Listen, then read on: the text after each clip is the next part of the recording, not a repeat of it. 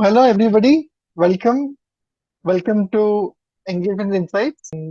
In this edition, we have a very interesting topic, engaging with remote teams, right? How do we get hybrid teams, remote teams to really feel connected to the workplace, to feel in touch with their colleagues and peers, to feel comfortable with each other? Yeah, that's the topic of today. My name is Anir. I'm the global head of for that work, and we do music-based engagement and team bonding. So let's get straight into this topic. Very interesting topic today.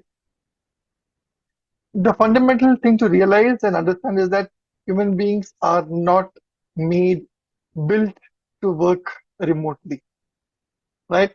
Our entire human evolution has not trained us for this, right? When we are used to working outside, physical work and mental work, but remote work where we are not we have difficulty understanding each other's expression, body language, feelings. That's a little bit more complicated. Yeah.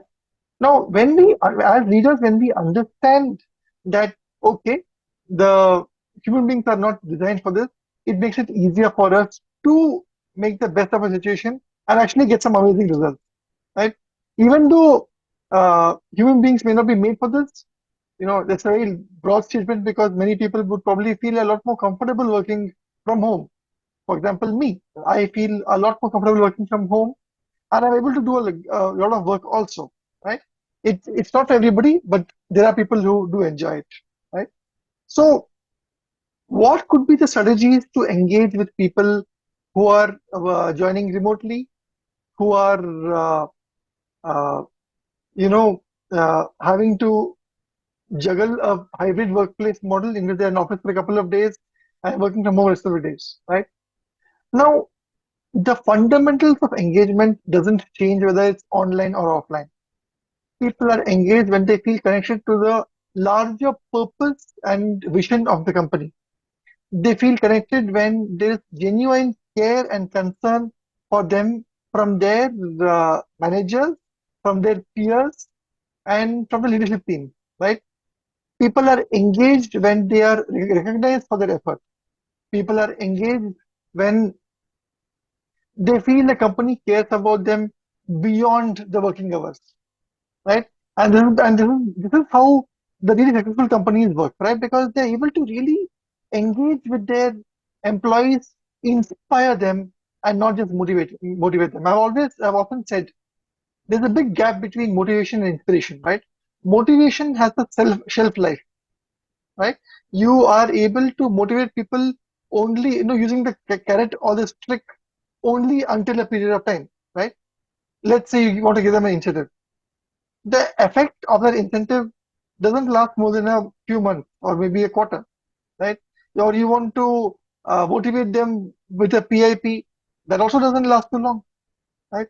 But if you're able to inspire people from within, that lasts a lifetime, right? Inspiration is when you see leaders walking the talk, right? Inspiration is when a leader uh, understands that in a remote workplace, sometimes it's difficult to get people to connect and engage. So what they do is they take the first step and just call them and say, "Hey, how are you doing? Is all okay with you?" Right? I talked about this in the previous webinar also. The fact that in a remote context, it's sometimes more difficult to ask for help and get help, right? Because sometimes because the lack of human bonding is there, what happens is people feel, "Array, will I be penalized for asking for help? Will will there be a situation where my appraisal will get affected because I'm asking for help? Will people think I'm not very good at my job if I ask for help?"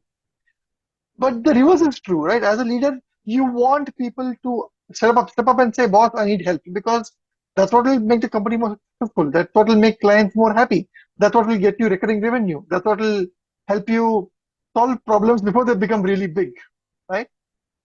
As a leader, what is important when you want to get people to ask and offer help unconditionally is when you are able to do the same for them. As a leader, are you being seen as a person who's not afraid to ask for help? Are you as a leader being seen, or I would say perceived as somebody who is not afraid to look a little foolish and say, "यार मुझे पता नहीं है, I don't know. Can somebody help me out here?"